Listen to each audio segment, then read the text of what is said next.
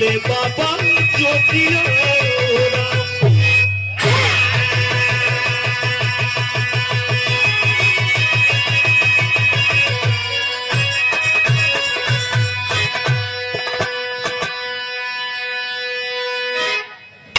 कि दशानन बधन करी अवधि राम आए,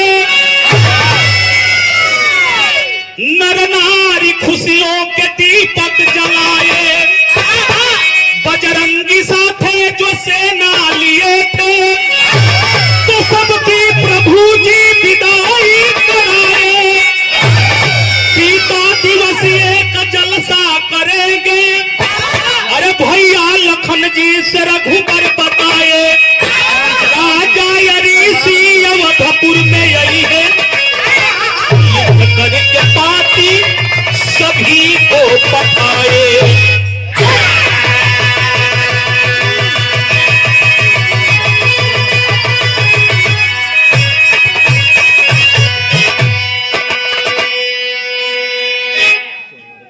मर्यादा पुरुषोत्तम भगवान श्री राम अयोध्या आए लंका से विजय प्राप्त करके। वो समय के बाद यहाँ एक लाइन गजल का लाइन है, बसी एक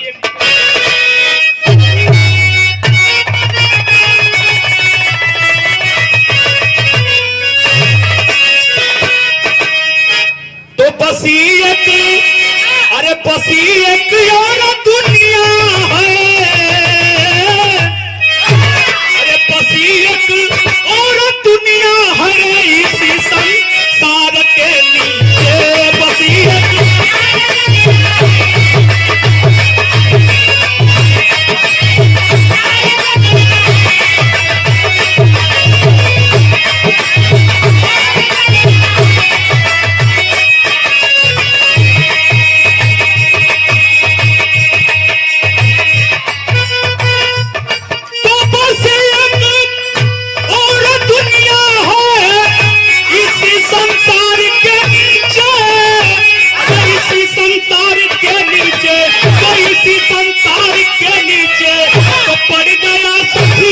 झूला कदम के बाद।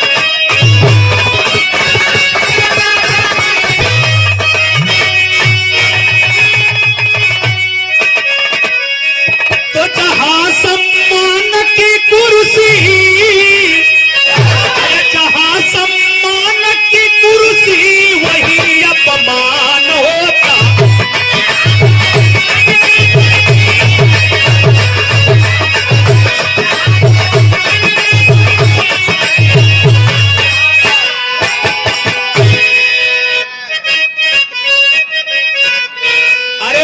अपमान होता है, लड़े जो अब पैर तंगी स्ट्रब्बा, अरे लड़े जो अन्न के खातिर वही होता है।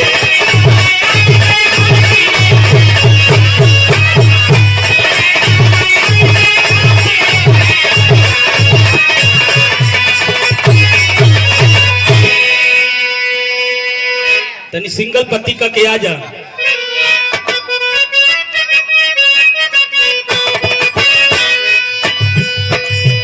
अवध के राज में आज राम जी का शासन है,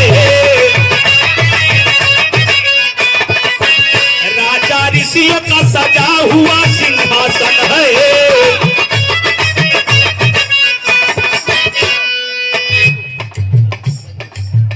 विश्वामित्र मुनि ज्ञान गुरु बुलाए गए,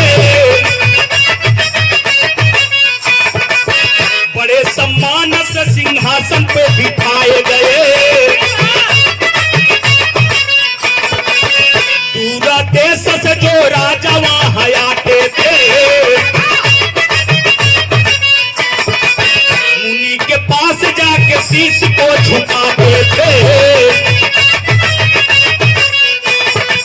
शकुंतला राजा समारोह पीछे आया है, शकुंतला राजा समारोह पीछे आया है, विश्वामित्र जी को शीश ने झुकाया है।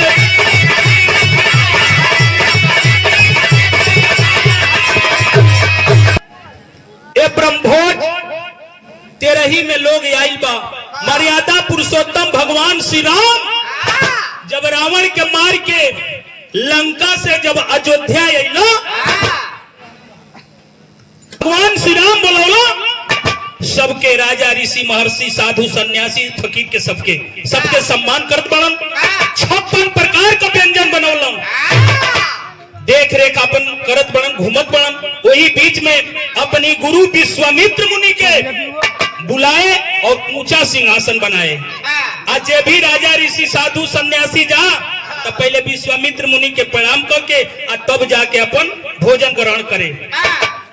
वही बीच में एक राजा आया जिस राजा का नाम शकुंत राजा बतलाया गया है। शकुंत राजा विश्वामित्र मुनि के प्रणाम न करके जाके अपन जल जलपान ग्रहण करना 56 प्रकार का व्यंजन अपन माऊ माऊ खात हुआ। भगवान श्री राम वही में घूमत हुमत एगो बात जब विश्वामित्र मुनि के उदास देखला तब भगवान अपनी गुरु से एगो बात पूछत हुआ। यह एक लाइन तरज का लाइन हमारे गांव का सोखा एक जना बैठल बना परम सम्मानित श्री चनेश्वर यादव जी चाचा ये सोखा वाली गीत लग गई कितने सोखा हुआ केहू लवंग पर काम चला देला केहू भभूत पर लेकिन कितने सोखा लोग कहेला कि देसी चाही दारू देसी मुरुगावा देसी चाही दारू देसी मुरुगावा कब मोर मुरुगावा बोली होला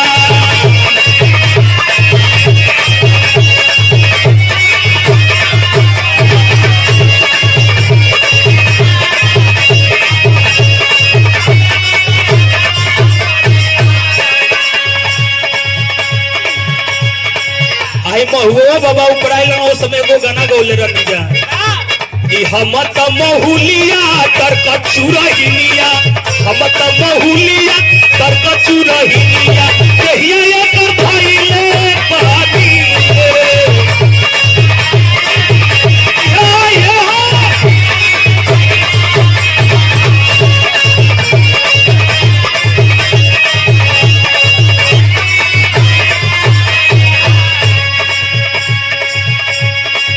हुआ भी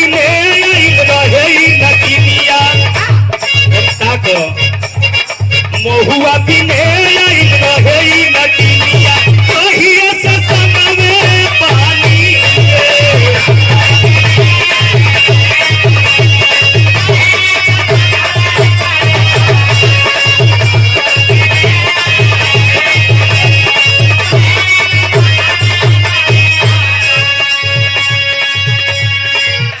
गीत रहल मौज मस्ती बदे।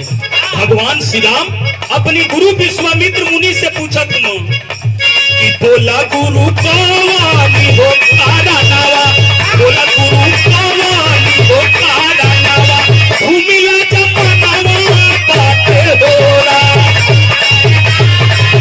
अयो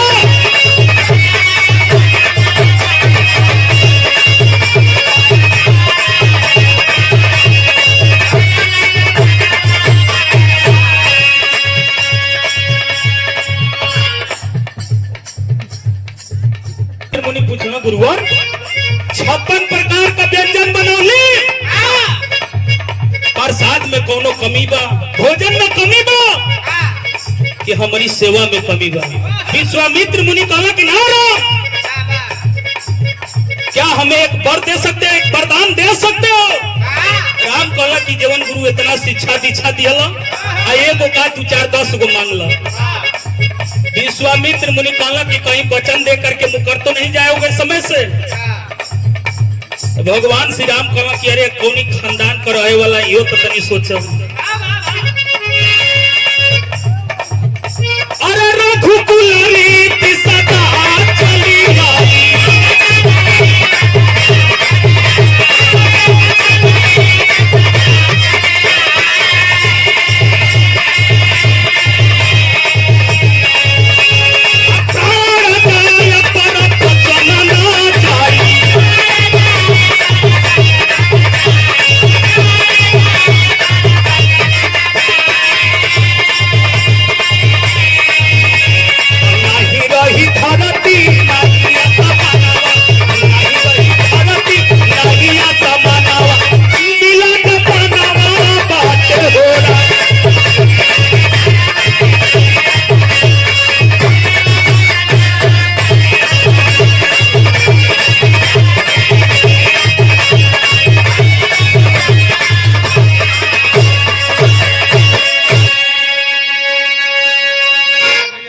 लूट जाई।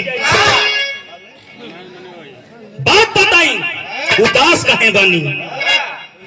तो विश्वामित्र मुनि बताओ तुम्हारा तर्ज लगिल मास्टर बुल्लू गुरु का।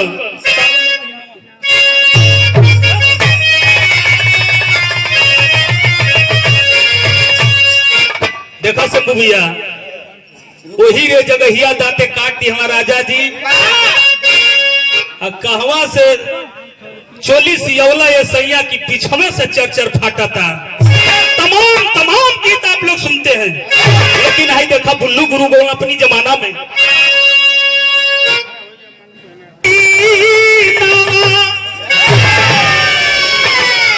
हाई सवनैया निकाला गेला काला तिला कालावा के गोरैया निकला गेला।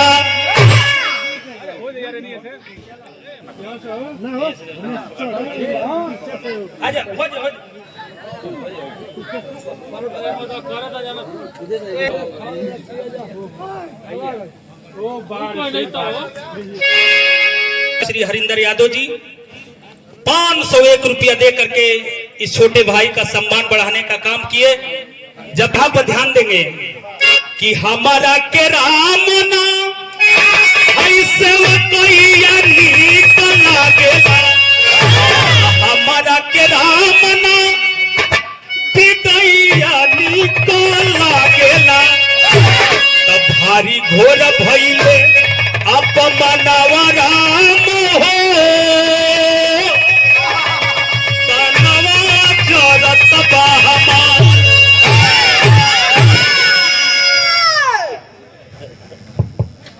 विश्वामित्र मुनि कहे कि राम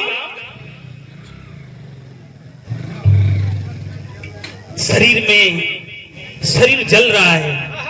भगवान राम पूछला कि गुरु बात का बात तहाई राजा शकुंतला ही कैले नमस्कारिया हमारा चरण में चाहिए ना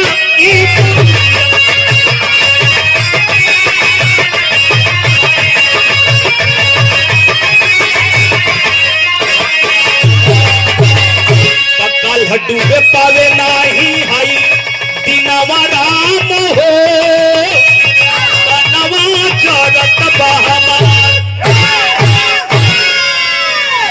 आराम वचन दिए हो।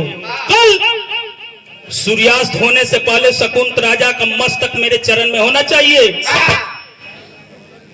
ओ भरी हुई सभा में सारे लोग राजा ऋषि महर्षि आए और तेरे गुरु का प्रणाम किए। उसके बाद जल जल पान ग्रहण कैला और एक राजा का जा और तुम्हारे गुरु का अपमान किया है भरी महफिल में।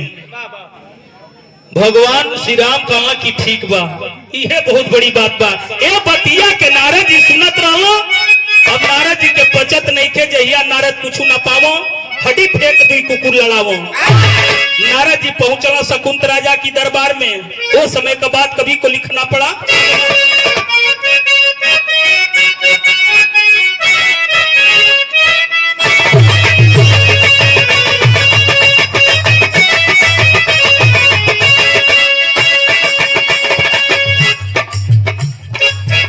नारद भनवा जाके कोरे लन पाया नावा के कोरे लन पाया नावा के बची नहीं जानावा तोहारा न होला।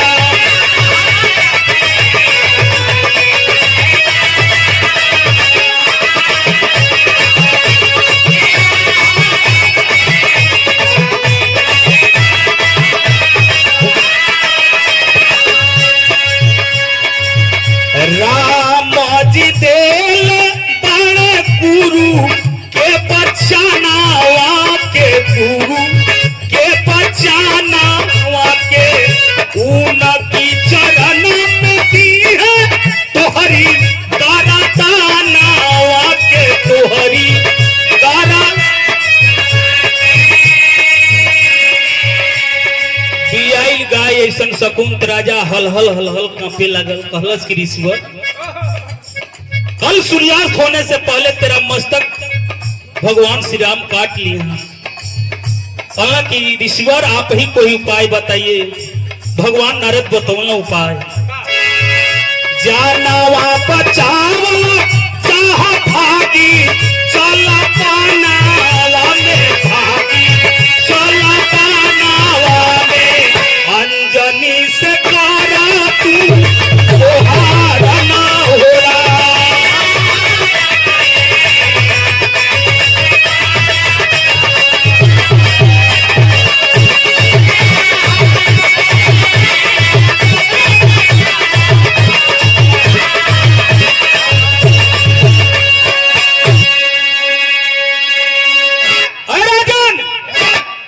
जान बचावे के बाद अंजनी माता जंगल में तपस्या कर पड़ी और उनकी पास जा, लेकिन अपन बात जले वचन न ले लिया तले अपन बात मत बताइए।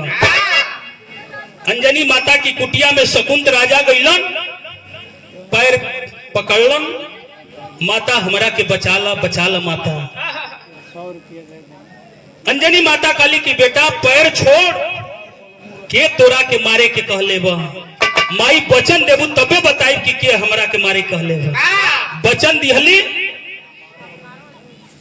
और विश्वामित्र ओ शकुंत राजा बताया कि माँ एगो राजा हमरा के मारे के कहले बा, कल हमर मस्तक काट ले। अंजनी माता कहली कि हम अबला जात एगो औरत का जात एगो राजा से कैसे लड़ाई लड़ सकीला। शकुंत राजा बताया कि माँ अपनी बेटा हनुमान के बोला था हमार सब दुख दूर हो जाई। यहाँ एक लाइन करे लगल रामदेव गुरु को का बोलम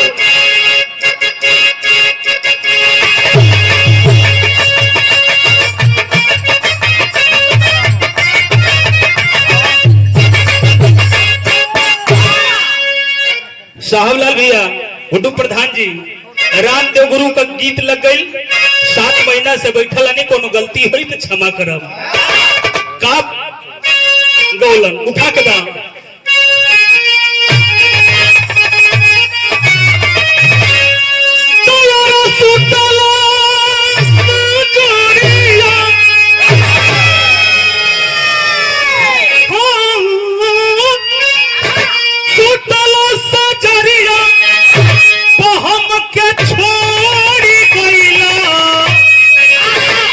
हमार रजूरतिया काहे नैया।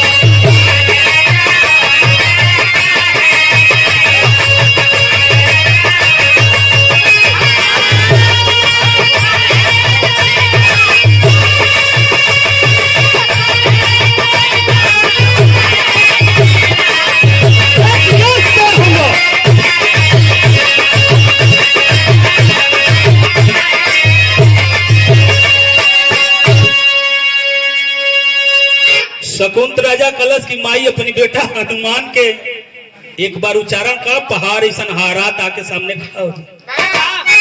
माता अंजनी हनुमान के याद कैली। हनुमान जी आके माई अंजनी के सामने खड़ा हो गई। हनुमान जी अपनी माता से एगो बात कहते का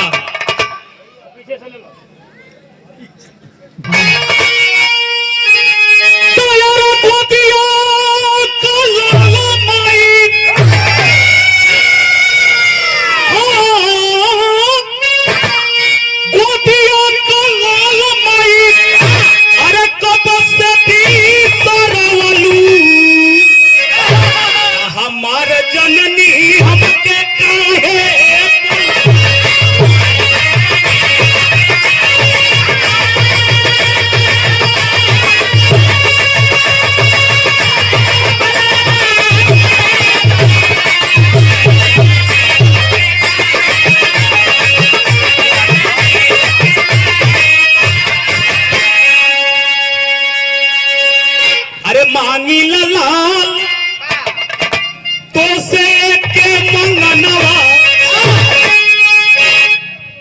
राजा सकूत को बचैल भजनवा।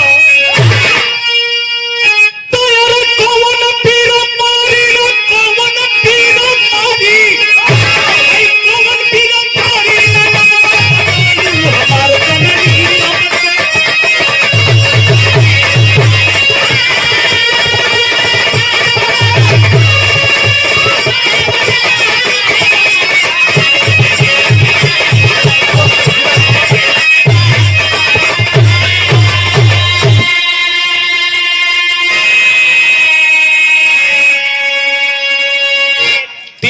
14 भुवन में कौन वीर हमाई मारे वाला बचन ले लू नाम ना बतौलू। माता अंजनी कली की बेटा यही रजवा से पूछ लगे एकरा के मारे के कहले। अब टिक टिक टिक टिक उस शकुंत राजा भगत है पीछे से हनुमान जी अपन गदा लेके पुकियावत हुआ। बताओ भाई बड़ा काम हमारी जी में दुनिया में सौंपल है, नहीं तो चला देव गदा तो तू वहीं धराशायी हो जीवो। दुनिया की सबसे ऊंची चोटी है एवरेस्ट चोटी, उतना ऊपर लगिल हनुमान जी के खड़ा करा लिया। कलश हनुमान जी तनी खूब कस के सांस ले लो। बताई तो झट से गैस आ जाई। तारी लड़ाई करबो कैसे बजरंगी, अरे लड़ाई करबो कैसे हो, लड़ाई करबो कैसे बजरंगी, मस्तक मोड़ ले गई है राम राम।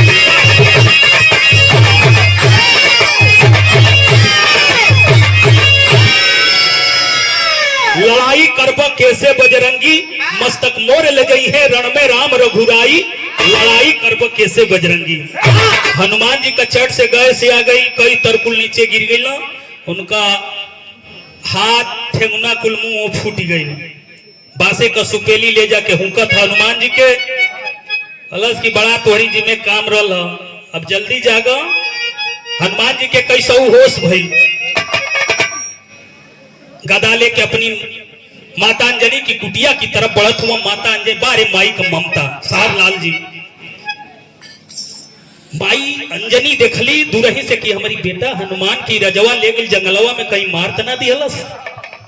क्या माँ की ममता होती है। यहाँ विदेशिया लगत है।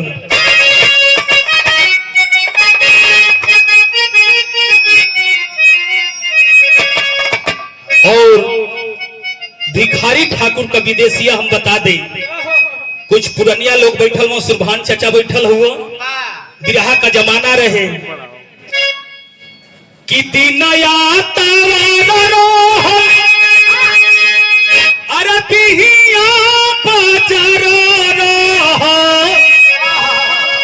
अब बैठल रहे पाना की दुकान रे बनावा।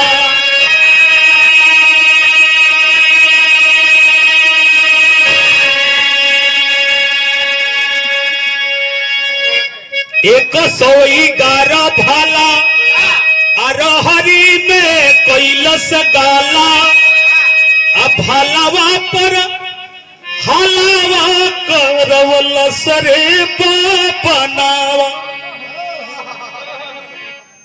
अरे पांचला से हिरन का आया भैया, सातला से ठाकुरन का अलसिए लसा गजवलस रे बनावा। बारे भिखारी ठाकुर जैसा भोजपुरी के शेक्सपियर महानायक, अब बारे बबनवा लवंडा। भिखारी ठाकुर की नाच का खासियत रहे बबनवा लवंडा भिखारी ठाकुर का गायकी। ओहिर जाके सट्टा नोट करा दी हवा, और वही डेट के जाके बाबू साहब लोग सट्टा नोट करा दी हवा। घटना ही घटल, भिखारी ठाकुर बड़ा असमंजस में पड़ला। कहला कि बबनवा लवंडा जकरी में चल जाए, अमाई मोरी पन्हली गाती, ये पंचो खोटी खोटी खाता रहली कोदौआ को पना। उखिया कर सपी के हाई देहिया में कस रहे, ए भैया मिले ना फूटे हरी का यही दानवा सिवनवा। कन्हिया चढ़ा के बाबा उमेलवा घुमावत रहले, चलही की बेरिया एगो किनले घून घूनवा। ई भिखारी ठाकुर का विदेशिया रहल, लेकिन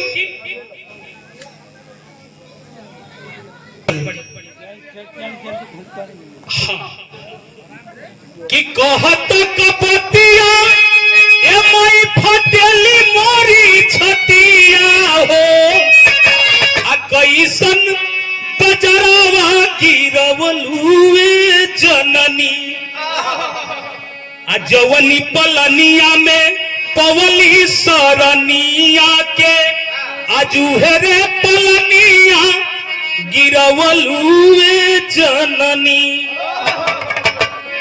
आरामर घुराई कलो रण में चढ़ाई करी है आउ नहीं से लोहावा लगवलुए जननी। श्री राम से ना लड़ब जे करी आशीर्वाद से हमके ई दुनिया लोग जानत बा, हम उनसे लड़ाई ना करब। में कवि जी भाव लिखत हो मास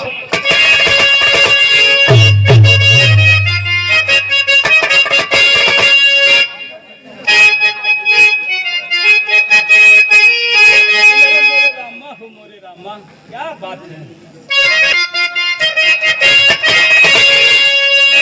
लड़ाई के मैदान में विश्वामित्र मुनि कहला कि राम जाओगे नहीं, तो कहला कि लंका की लड़ाई में बड़ा थाकल है। शकुंत राजा का मस्तक ले आवे खातिर लक्ष्मण जी काफी हुआ। लक्ष्मण जी धनुष बाण लेके लड़ाई के मैदान में इधर हनुमान जी पोछी का कोठिला बना के शकुंत राजा को चुरा के सामने खड़ा हुआ। वो समय के बाद कवि को लिखना पड़ा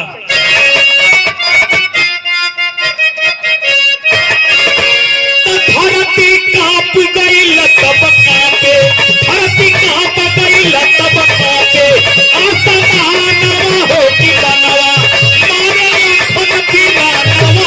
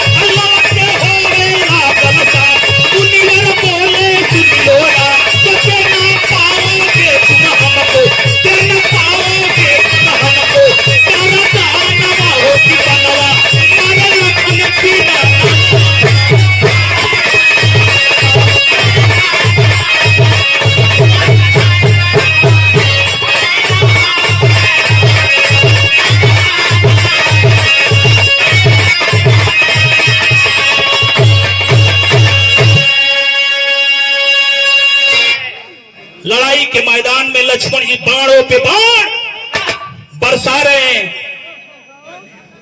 हनुमान जी जय श्री राम नाम का उच्चारण कर रहे हैं। सारा बाण ध्वस्त हो गया।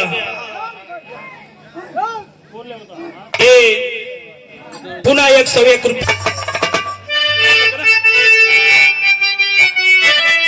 खड़ा करा।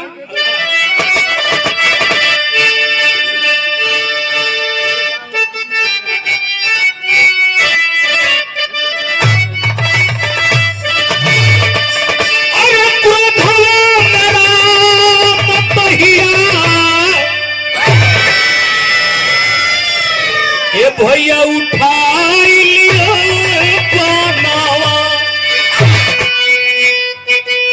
अरे हट जा समहनवा से बिरहो हनुमान।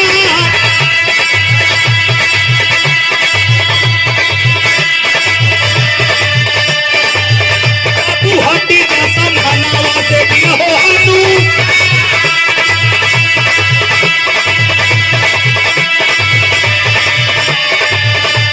गुरुवर के दिल बनी हम हो बचनिया,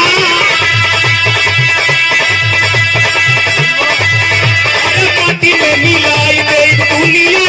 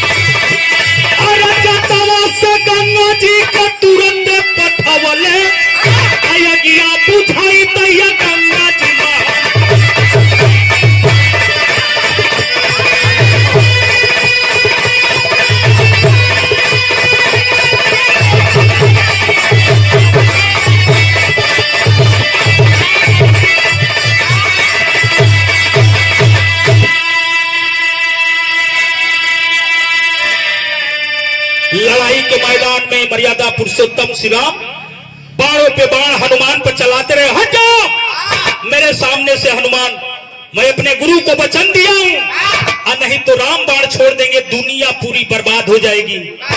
हनुमान जी कहा कि चाहे राम बाण छोड़ा चाहे दशरथ बाण, कोनो गम फिक्र ना हो, हम अपनी माई के वचन दिले हैं। प्रभु आपसे लड़ाई करे खातिर ना रही, लेकिन हमार मजबूरी हो गई, माता के वचन दिले हैं। तब तक वो लड़ाई की मैदान में भगवान भोलेनाथ, माता पार्वती, सारे लोग पहुंच गए। नारद जी एगो बात बोलत हो शकुंत राजा से कि ही तेमा से कब निकलबा, जब दुनिया पलट जाई तो एगो बात बोलत हो का।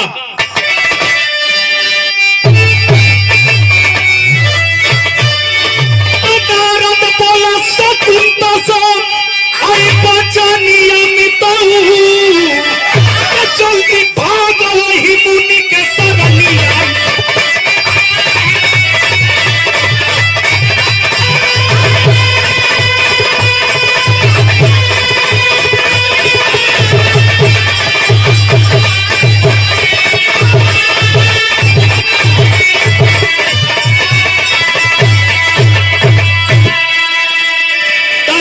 शकुंत गईले मुनि के सरानिया, सेवा में हाजिर बा मुनि जी हमारा करतनिया। क्षमा कैले मुनि कई के गलनिया मितऊ, जल्दी भागो वही मुनि के सरनिया मितऊ। बड़ों का क्षमा ही दान होता है, क्षमा ही सब कुछ। तब भोले दानी महारानी सब राम पास में आए हो, मुनि अनोखा बात समर बीच वहां बतलाए हो। बिरहा का मेन लाइन भैया भैया, बिरहा का मेन लाइन, अरे राम तुम राम हो, तुम राम हो, और तुम्हारे नाम का जो भजन करता है तुमसे बड़ा है। तराम नाम तराम से बढ़ी के बात, आई राम का भजन मितऊ, जल्दी भाग वही मुनि के तरफ।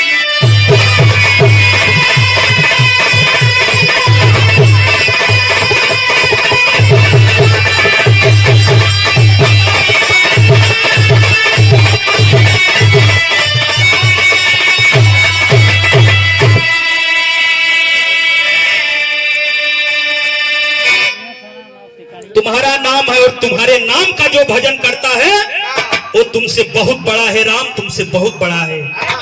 कहा जाता है कि भगवान भक्तों से हार गए। माता पार्वती सारे देवी देवता मिलकर के हनुमान जी को आशीर्वाद दे दिए कि आप कलयुग में भी रहेंगे, हनुमान जी आज भी हैं। जय जखार स्वामी गुरु जतु की लहराती फुलवारी, कृषि सनेही श्री नारायण संग मितवाय अवधि।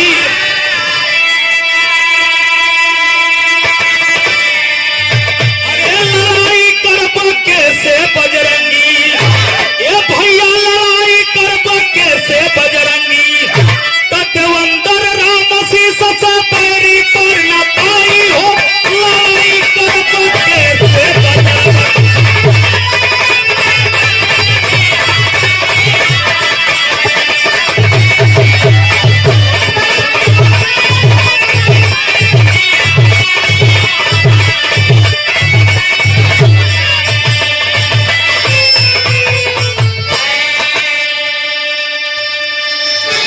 बहुत बहुत अपने